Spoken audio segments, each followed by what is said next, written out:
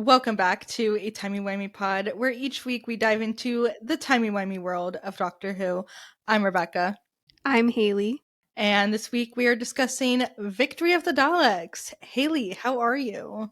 I'm good, tired tonight, but happy to be here. How are you doing? I'm good. I spent most of my day driving around taking photos of flooded streets, so that's nice. Fun. Yeah, saw a car get stuck in like a flooded road. Don't drive through flooded roads, by the way. That's really dangerous. So don't do that, FYI. I don't understand the people that do. People do it every time there's a storm. I just don't understand. Yeah. I think they just don't know that you're not supposed to do that. I feel like it's obvious, but whatever. Yeah. But that doesn't matter because we're here to discuss Victory of the Daleks, a beloved Dalek episode. So beloved. Top 5 Daleks. Top 5 Dalek stories of all time. Yeah. I'm kidding. Before we get into it and our own thoughts, are you ready for some fantastic facts? Yes, I am. All right, so this episode aired April 17th, 2010. It was written by Mark Gatiss, who we last saw at the Idiot's Lantern. And we're going to get a lot of Mr. Mark in this era, in the Moffat era. He shows up like every series, so he does. Prepare yourselves. Yeah. And it was directed by Andrew Gunn, who also directed last week's episode, and we never see him again after this. So that's so random, actually. Like the Beast Below and Victory of the Daleks. Interesting. Yeah. That's it. Now, in this episode, we meet a little pilot named Danny Boy. Mm-hmm. Did you recognize the voice of Danny Boy? Yes, Mark Gatiss himself. Yeah, it's the man himself. It was, I don't think I necessarily noticed it before on previous rewatches, but it was recently pointed out to me, or not to me, but I saw online that it was him. And then watching it this time, I was like, oh yeah, that's just Mark Gatiss right there. That's Mr. Mark right there. Yeah, I didn't catch it my first few rewatches, but a couple of years ago, I was like, wait, that sounds really familiar. And I looked it up and I was like, oh, okay. Mark Gatiss self-inserted himself. Okay. Yeah. Okay, I saw I guess there was this like interview a few years ago. He was talking about this, and the story is like someone came up to him on set and they were like, "Oh, so I heard you're gonna do Danny Boy," and he was like, "No," and then someone else came up to him and they were like, "Oh, you're doing Danny Boy," and he was like, "No," and then the casting director emailed him and was like, "So I hear you want to be Danny Boy," and he was like, "No, but sure." So someone started that rumor. Stop. That's actually iconic. I really don't mind him being Danny Boy. I think it's fun. Yeah. I always think it's fun when there's like a little Easter egg like that with a writer. But that's so funny how it started. I know. Working titles for this episode were The Dalek Project and The Dalek Tea Party.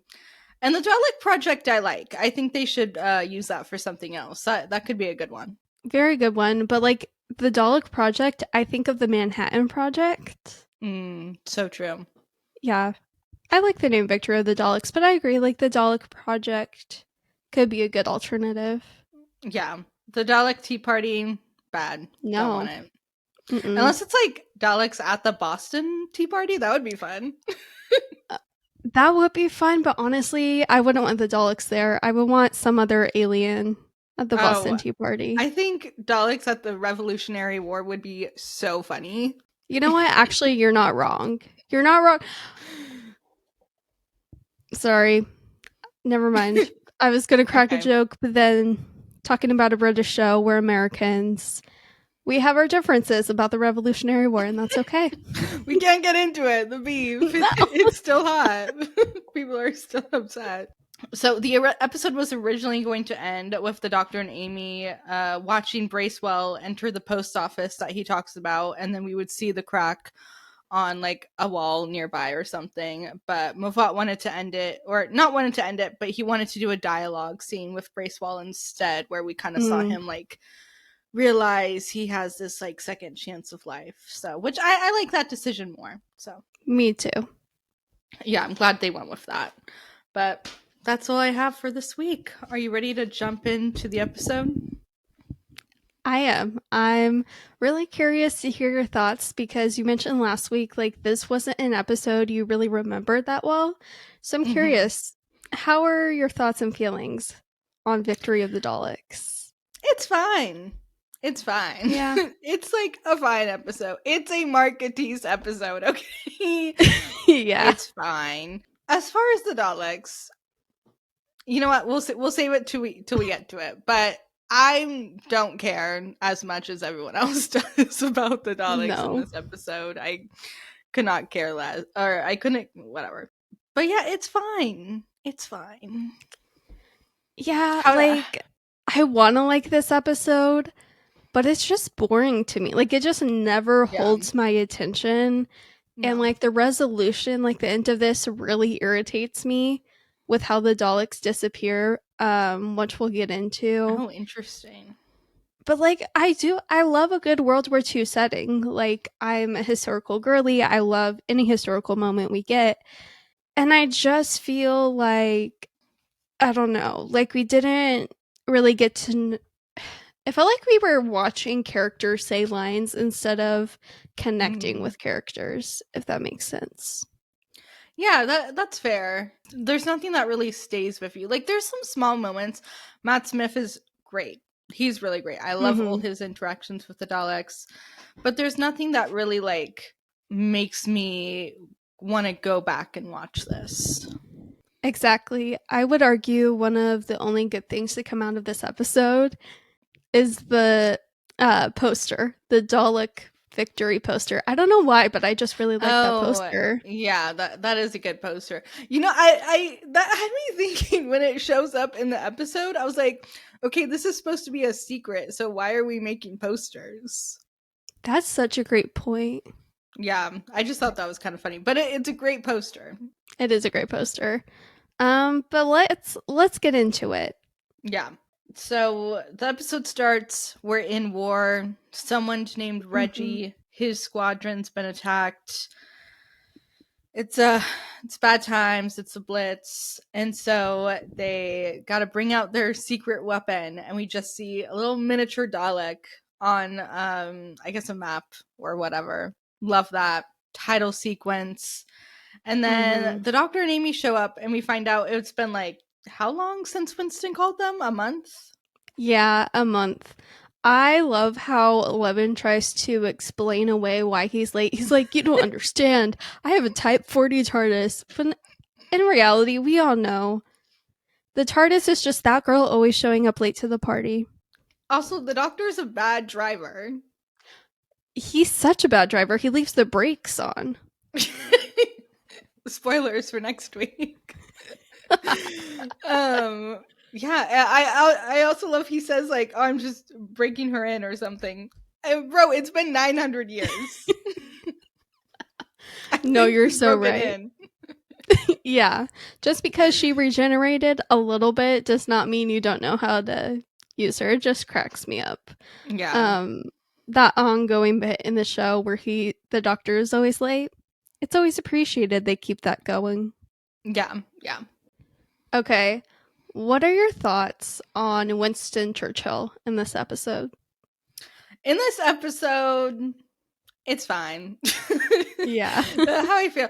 Obviously, I think, you know, the actor who I didn't write down his name, I think it's written and played as, you know, the character of Winston Churchill. Obviously, the real life Winston Churchill, you know, mixed bag, not a great person, but like they're definitely playing into just like the character of it, which is something we see here in the US all the time. We're gonna see it next season with Richard Nixon. They're playing the character of Winston Churchill, not necessarily the like historically accurate who he is as a person.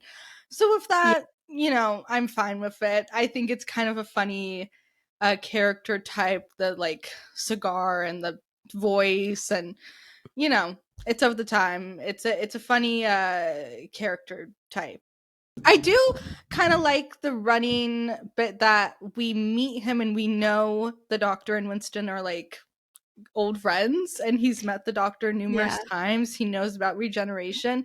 I think that's a fun little detail, and I really like that Moffat, does that a lot during his time on the show, even though this isn't like his episode. But that's something we see during this era, is building up the Doctor's lore Mm-hmm. more, and like we know like he's doing all this off-screen stuff. Like he knows people, even though we've never seen the Doctor meet Winston Churchill before, Mm-hmm. but we believe that they definitely could have at some point.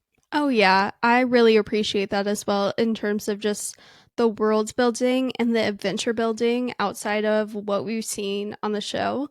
But yeah, I like what you said, where it's more so the character of Churchill than it is the actual historically accurate person. When I first watched the show, I was a kid. Like, I Yeah. didn't know all the ins and outs.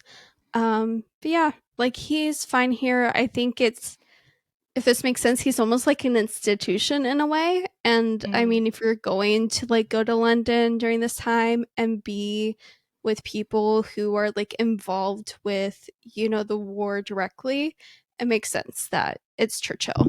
Definitely. If you're doing this like insider kind of World War II story, because this is a very different World War II story from The Empty Child and The Doctor Dances. Like that Mm-hmm. story was focused on the ground, real life people, real life kids, real life doctors. This is more like the strategizing military side of it.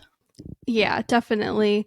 And a part of me always wonders, like, the timing of everything, of how, like, 11 is here with Churchill and Amy, and then also simultaneously, somewhere there's 9 and Rose and Jack and Nancy and all those kids. It just Yeah. always cracks me up with stuff like that. Yeah. And who knows how many other versions of the Doctor are out there, too. Like, I feel Mm-hmm. like we're constantly at World War II. No, I know. And then, like, I also was thinking a lot about the Lazarus experiment with Lazarus, Mm. the flashback to World War II in that episode. Yes, I thought about that too when we see like London and smoke and Mm-hmm. everything. Yeah. Yeah. And Mark Gatiss played Lazarus, so there's that too. Yeah. He's everywhere. He can't He escape. is. Yeah, so they show up, they go outside. I do really like that shot, like I just said, of Amy and the Doctor looking out at London, and you see all the like blimps and the smoke and everything, and we meet Bracewell. He's a scientist, head of the Ironside project, and then we hear a familiar shooting sound and see something that they definitely shouldn't have for the time period. Which, are the Daleks. Yeah, and I love how the Doctor Yeah. clocks it as soon as he sees it. If there's anything the Doctor knows immediately, it's Dalek anything. Like, Yeah. the Doctor and the Daleks have been fighting since 1963. So it's not surprising that he clocks it immediately. I always find the concept in the beginning of the episode, before we know the truth behind the Daleks, like, I always find the concept really interesting of like a Dalek helping the Allies with the war, when I'm thinking of like the origin of the creation of the Daleks. Yeah. Like, the creator of the Daleks, not in the show, but in real life, was inspired by the Nazis.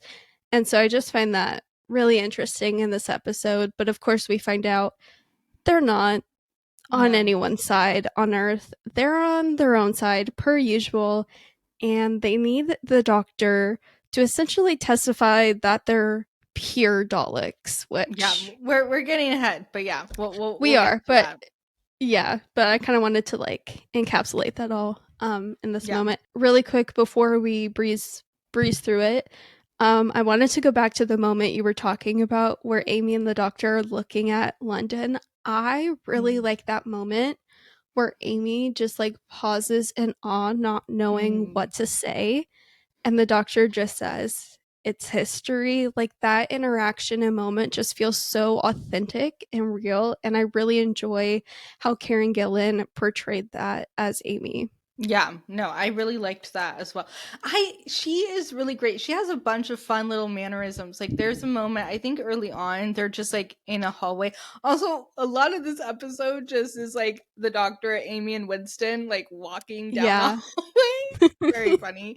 But like there's a scene where they're just like standing in this hallway and Karen is just like moving about like she never stays still, and I just thought that Hmm. was a really fun choice from her, and for Amy, like she's just full of energy, moving around a lot, which I thought is really fun. So she has some really fun little moments in this episode. Yeah, and I do love her reaction to that. I feel like seeing history would be like way more mind bending than seeing the future, because seeing the future is like Yeah. would be crazy, but seeing history in real life and not like a photo or a movie or a show, I can't imagine that. Like that would be crazy. Mm-mm. Yeah, I was thinking along the same lines watching this episode of just how insane it would be to be on a rooftop in London during the Blitz and just see with my own eyes such a historical moment. Yeah. That would be so crazy. And also having the knowledge of how it all played out, but like witnessing it yourself, meeting the people who are really there and witnessing, the loss of lives. Like, it's crazy. What are your thoughts on the whole dynamic of 11 trying to convince everyone what a Dalek truly is? I love this because we get some angry Matt Smith. And I love some angry Matt Smith. Even just that first scene, where he first sees the Dalek, he says, "You know who I am. You always know." Ugh, so good. You feel the rage from him. You feel just all that anger and pain coming forward, and it's I remember feeling bad like the first time I watched this episode. Like he's trying to explain to everyone like these are the Daleks, they're my oldest and most deadly enemy, and no one Hmm. listens to him. Even Amy is like, where they're looking over the blueprints and they're talking about Bracewell and how he invented them, and Amy's like, well, he's a Scottish genius, so maybe you should listen to him. And the doctor like gets mad at her. He like shushes her. He's not having it, and it's a really interesting dynamic. And then we have Churchill, who is just kind of like, he's like, yeah, I had my doubts a month ago when I called, but like there's a war on. I gotta win this war, so I really don't care what they are. Yeah, and you just kind of see the comparison between two different types of frantic. Like, of course, Churchill is frantic because it's World War II. So much is going on, and he wants to win the war by any means possible. And then you have the doctor also being frantic because he knows who the Daleks really are. He knows this is all a farce and that they're not just gonna destroy London, like they're gonna try to destroy the whole earth. It's just interesting to see like those contrasting point of views. But yeah, that moment between Matt Smith and the Dalek where 11 is just angry and taking it out. Mm-hmm. Matt plays that so well. Yeah. He says to Amy, Amy, tell them about the Daleks. And she's like, what would I know about the Daleks? And so she doesn't remember Stolen Earth.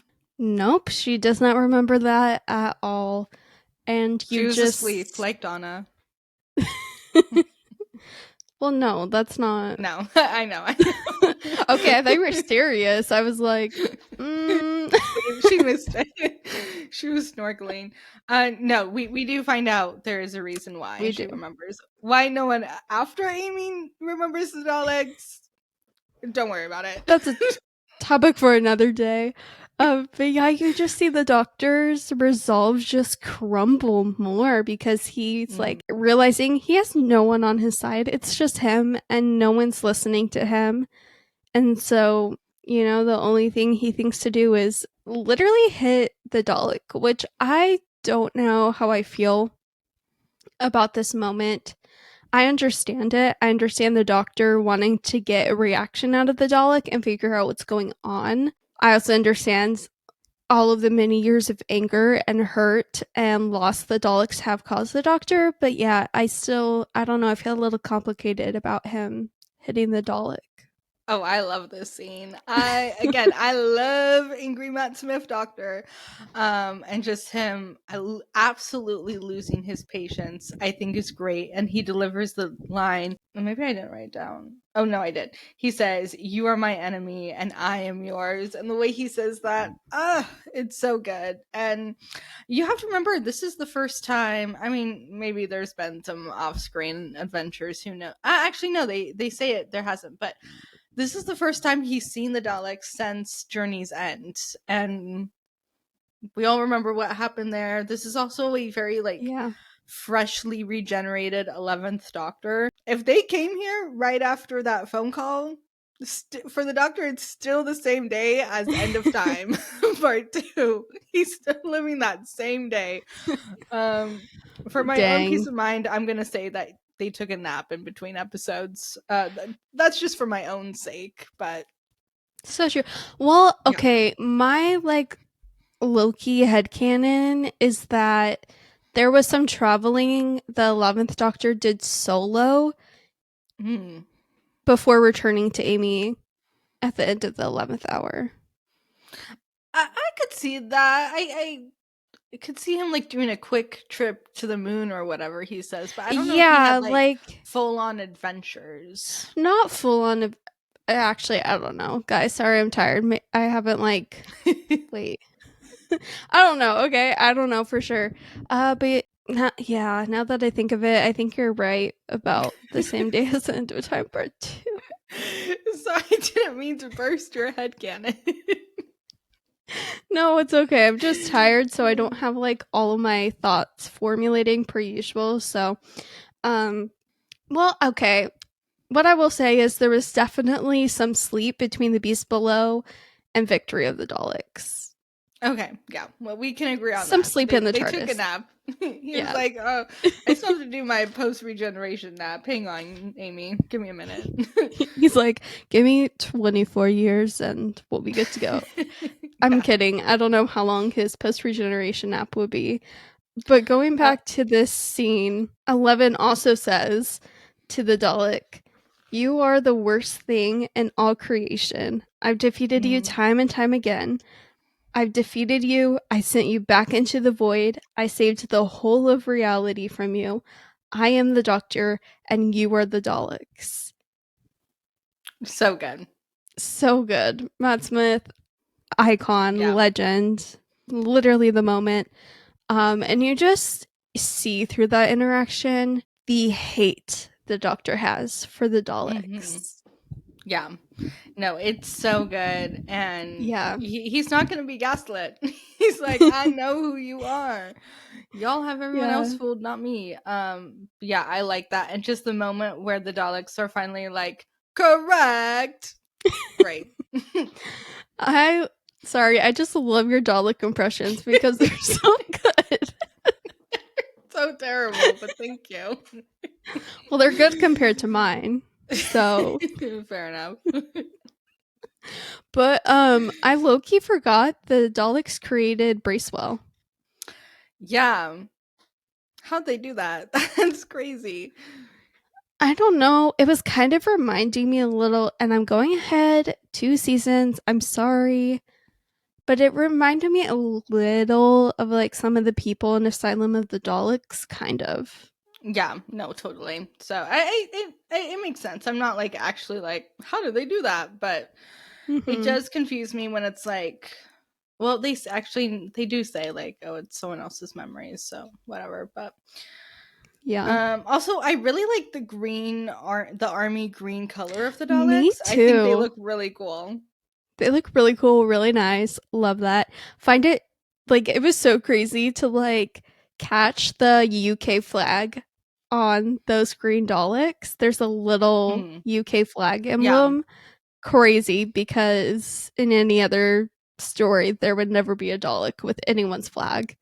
Yeah, you're so right. But no, yeah, I love how those Daleks look. Actually, I love when kind of sad they got killed off later. I know they are the other Daleks show up and they're like, "You're not pure Daleks, so we're gonna just kill you. Goodbye." Yeah, basically. Yeah. No, that was funny. I do like earlier in the episode, Amy just goes and like taps on one. Very funny. And her Karen Gillan is so tall.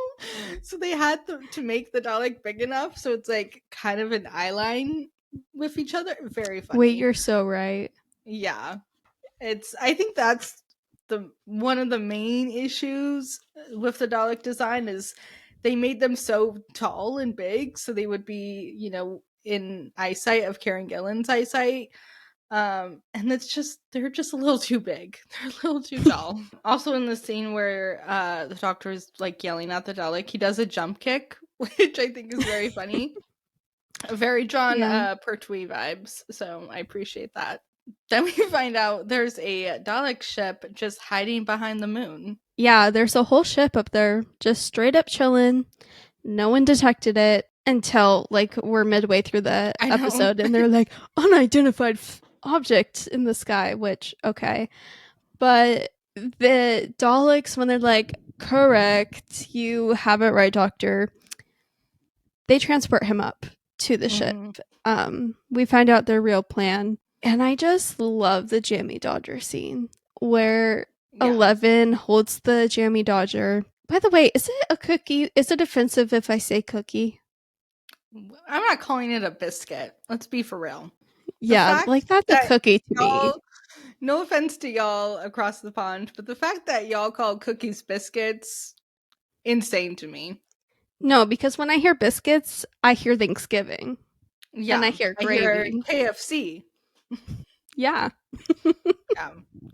No, it's a cookie, but we'll I don't know. Sorry. But no, I love that. I do also like the concept that this was all just one really elaborate trap for the Doctor and to get him to like do this whole testimony thing. So that's fun. I do like that. Yeah, I like that too. I think it's really funny. They went in deep undercover too. Oh, yeah. Like they really like played the part for a month, which I feel like is a very long time for a Dalek, especially to be consistent with like not openly sharing their hatred of everything but themselves. Yeah. They must have been pumped when the Doctor finally showed up and they're like, oh, finally we can get this going. No, yeah. I want to know, like, why did it take until the Doctor started hitting one of the Daleks for them to like? Well, they needed that elaborate testimony. They needed the big grand speech. I am the Doctor and you are the Dalek. So the little Dalek machine thing would okay. Those Daleks aren't pure enough. You know, whatever. I don't know. The Daleks and their purity of whatever. The ship. At first I saw the ship and I was like, okay, it kind of looks cool. It's kind of giving Pardon of the Ways ship. And then like we saw it from another angle and I was like, oh, it's just like a metal room in a warehouse, isn't it? Like, yeah. It's not really that exciting. It's a little bland. It's a little boring. But do you know what's not bland or boring in my opinion? The colors of the Paradigm Daleks, okay? Yes.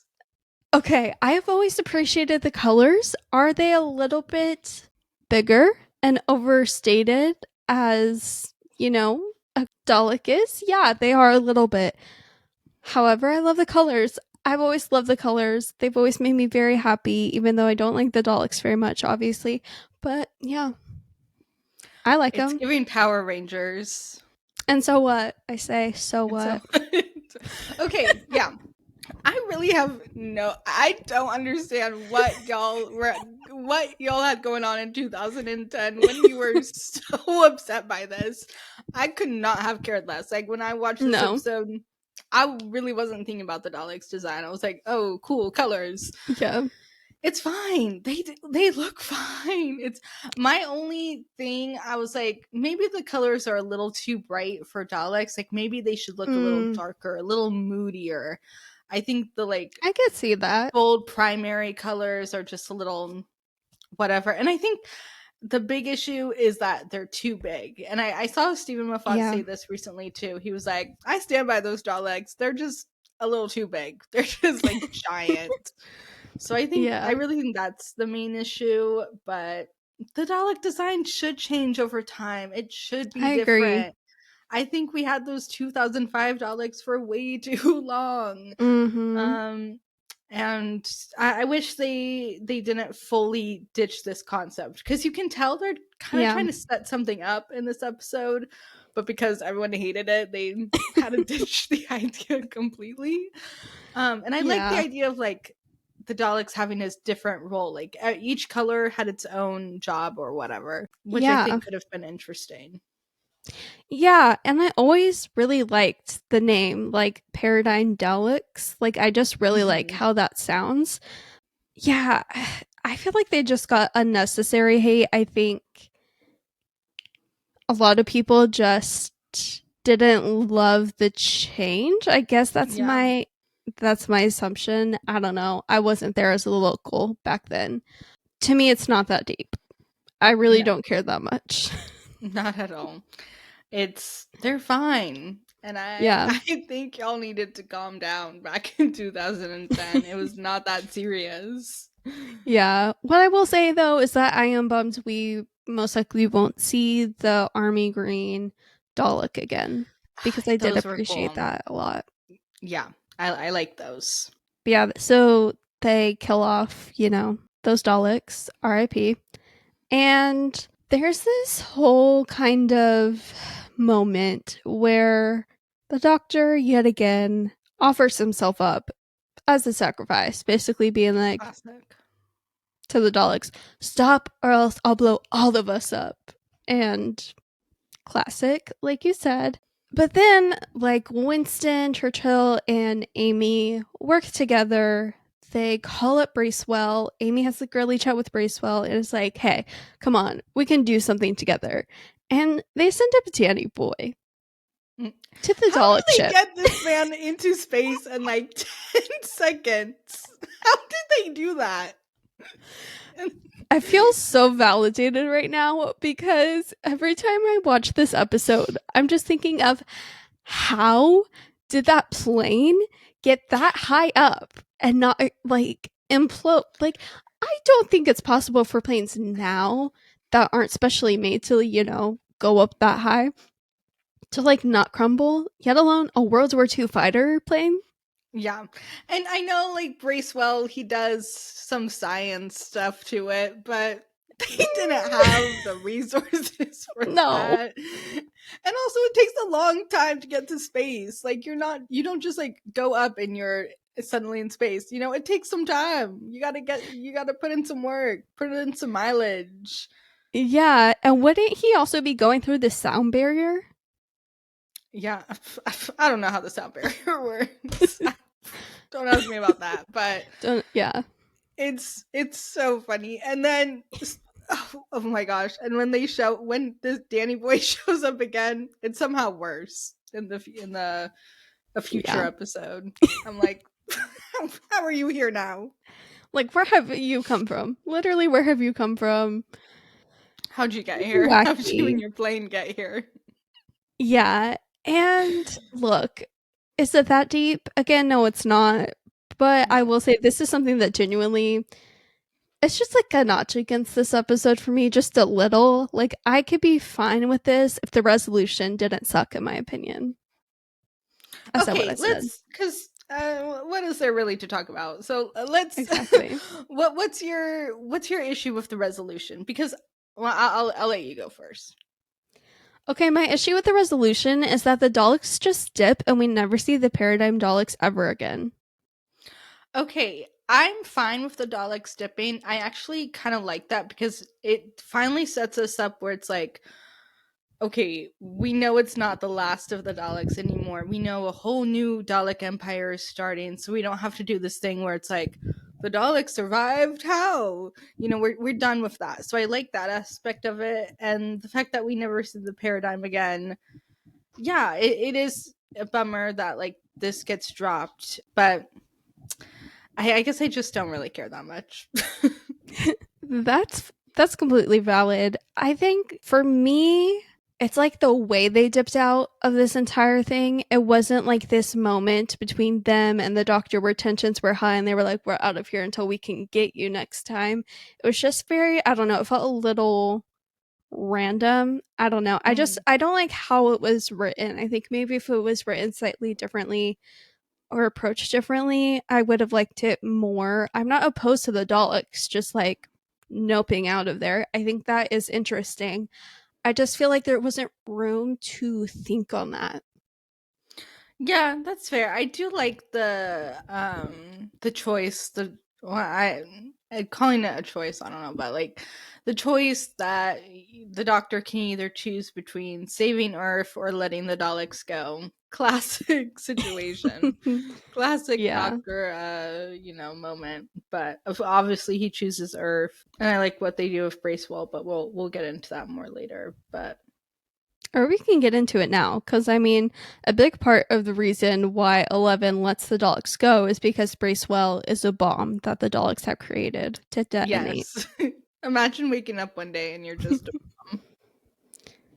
That would be crazy. yeah.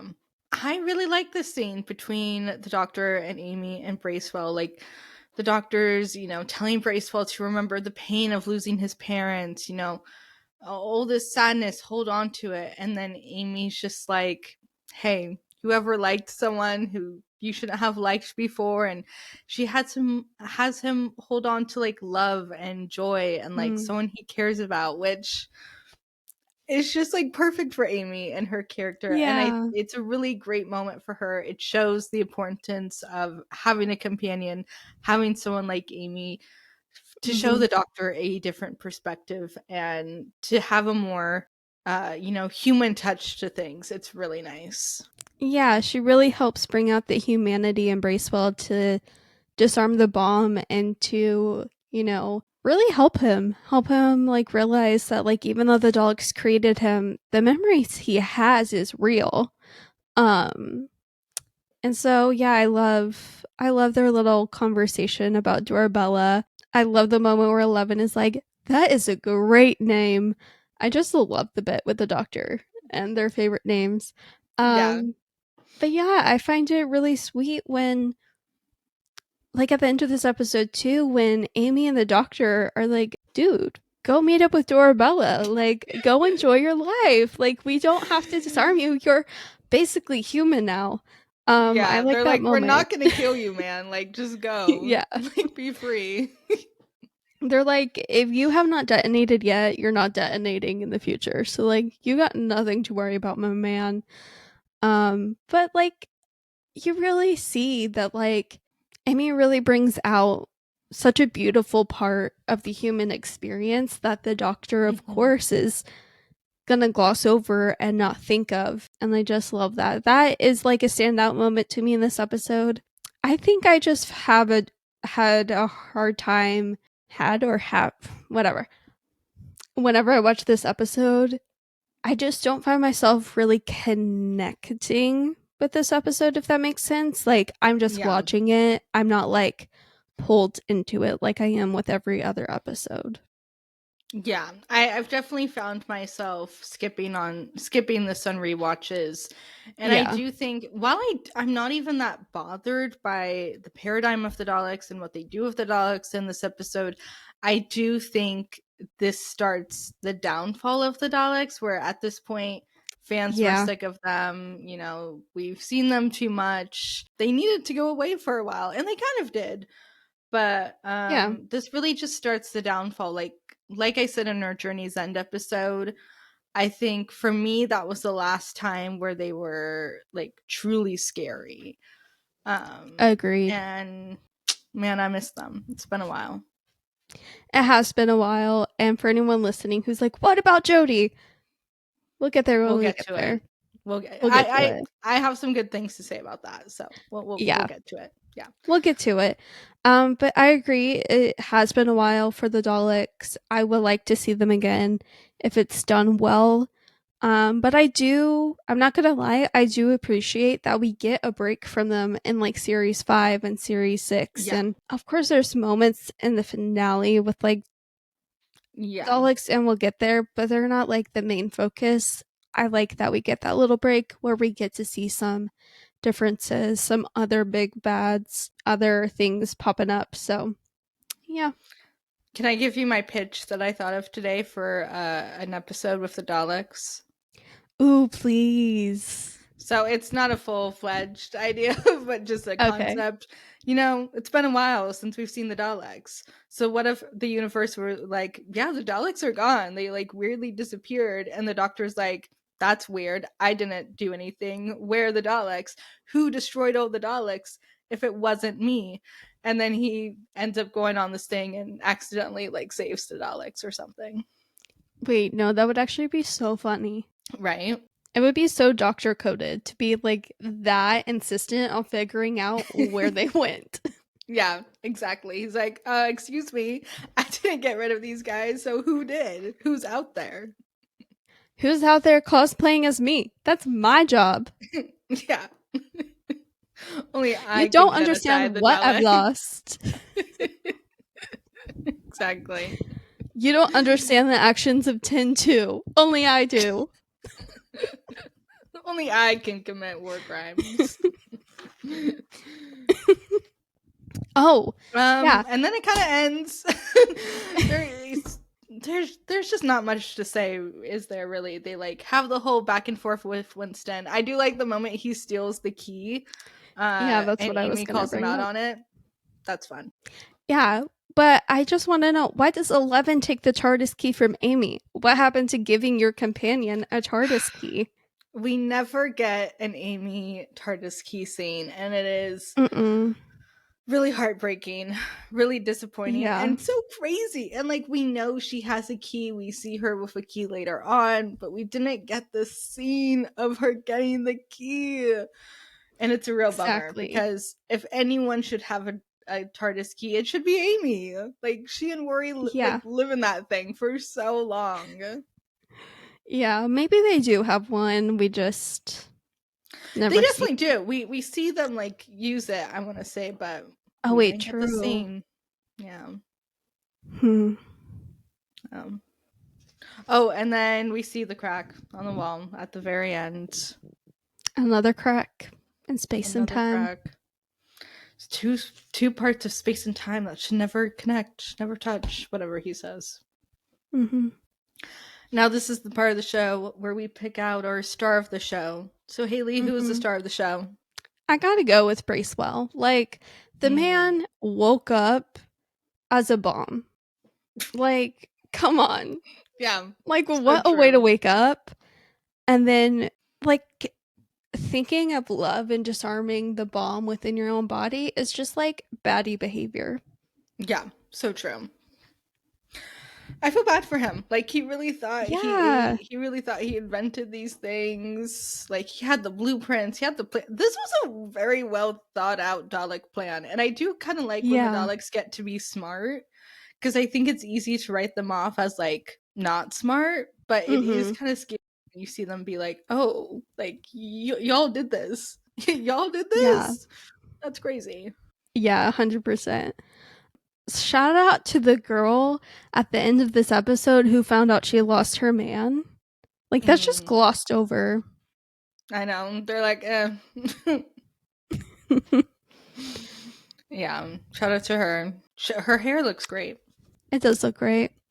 Rebecca, what is the heart of this episode? Well, my star of the show, you ask. Oh, so sorry. It's okay. My star of the show is the old man on the roof who, like, during the Dalek scene. Yes. He's on the roof and he's like, hey, turn out those lights. And then all the lights go on and he's like, damn, all the lights. And then the lights go off and he's like, phew, the lights.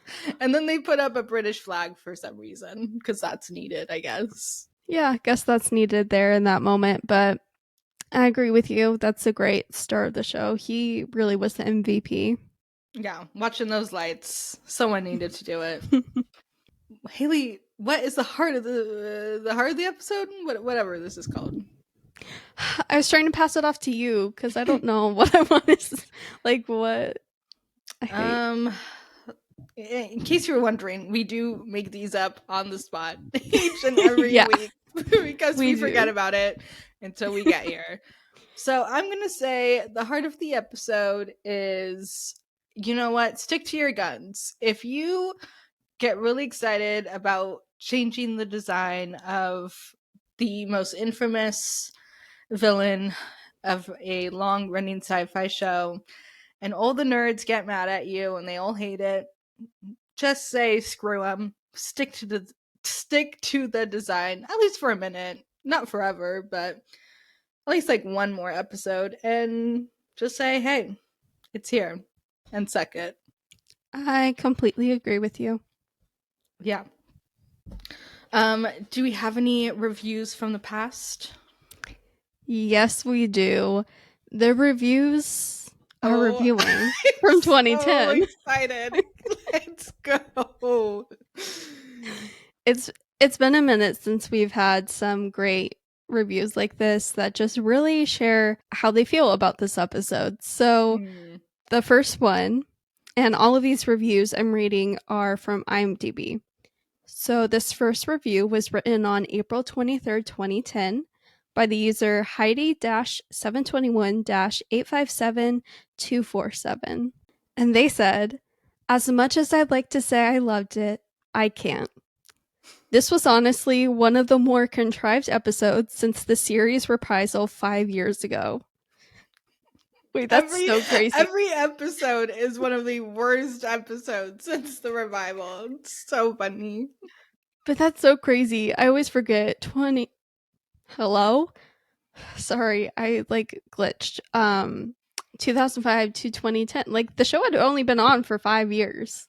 That gap, it doesn't feel like that should only be 5 years. Like, I feel like we had 20 years in those 5 years. Exactly. They continue by saying, Moffat has brought back the Daleks, the villains that have been run into the ground over and over again.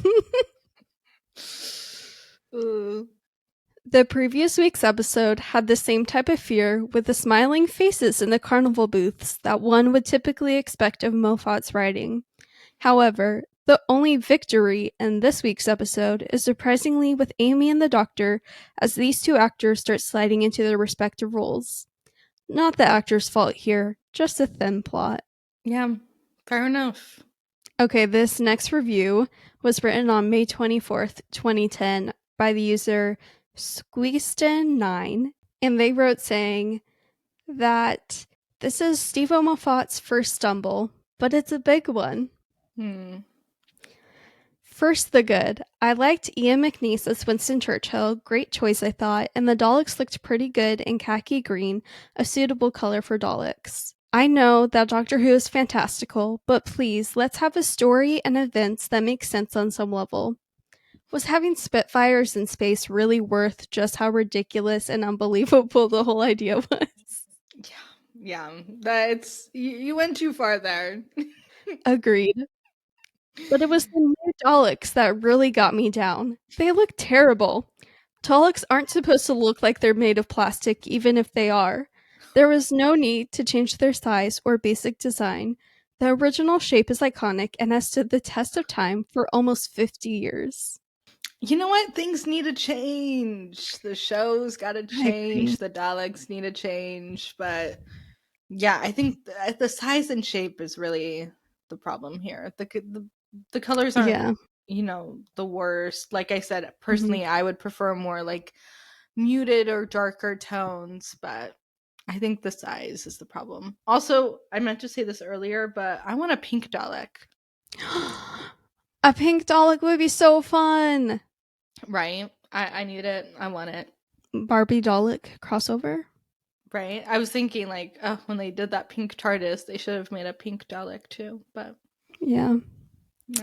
Anyways, this reviewer continues on by saying, so making them bigger was supposed to make them look more menacing? Well, that might work if they weren't painted in fluorescent colors. Would Darth Vader have been as menacing as he was if his armor was bright orange? Daleks need to be in dark or metallic colors or both. Mark Gatiss and Steve Stephen Moffat, you have taken liberties with an icon. Keep your horrible new design if you must, but at least paint them metallic gray or black or something. Watch Genesis of the Daleks and then try to tell me these New Day glow Daleks are scarier or cooler looking. I love how they're like, keep the design, but change it back. They're like, keep this new Dalek, but paint it. I do agree. The colors aren't scary, but it's fine. It's so funny to me how upset people got about this, because I don't know. You're just never gonna find us really caring that much about like the design of certain things. Like we'll have things Agreed. to say, but that's not, if you want someone to nitpick and explain the Dalek design over the past 60 years, you're gonna have to find another podcast for that. That's just not what we're into. Yeah, we're really not into that. It's okay if you are. No shade. Oh yeah, Just not we need us. you. Yeah, We do. But that comprises the review portion. A lot of the reviews are very similar, very upset about the size and color and shape of the new Daleks, which I just find it really funny, like genuinely really funny. I'm not making fun of people and their opinions. Like I just think it's really funny. oh yeah, it's so funny. Yeah, it's great. I love our fandom and the passion. Personally, I think it's great. And I do mean that. But yeah, this episode is there. It's mid. It's there. I almost always skip it, and that's okay. Not every Doctor Who episode is a banger. The best Mark Gatiss episode is still to come. And we got a while. Spoilers, but we do. But that's okay, because next week we have Time of the Angels. I was gonna share my thoughts, but I'll keep them. Wait, we have Time of the Angels next week, so I'm so excited. Cannot wait. So much to chat about. Yes. So excited. River Song is back, you guys. I can't wait. Yes. Yeah. Okay, but until then, you can follow us on Instagram and TikTok at TimeyWimeyPod. You can email us anything and everything. Send us your thoughts. We'll read them on an episode, or we don't have to if you don't want us to. But reach out, say hi. What are your thoughts? What do you think about the paradigm of the Daleks, or something more exciting if you so choose to? But reach out, timeyWimeyPod@gmail.com. Yeah, and let us know if you like our segments when we talk about reviews, start of the show, heart of the episode, your thoughts on the beginning with the Fantastic Facts. If you guys want any other segments added, let us know. I do feel like we need a new segment for this new era. Yeah. I don't know. We'll have to think about that. We will have to think about that. But your support is always appreciated. Thanks so much for listening to our podcast. It means a lot. And go and subscribe to us on YouTube. We're also a Timey Wimey Pod on YouTube. We are now doing video podcasts on there, so go ahead and check that out. But until next week, we will talk to you guys later. Bye, guys. Bye. Ta-ra. Ta-ra.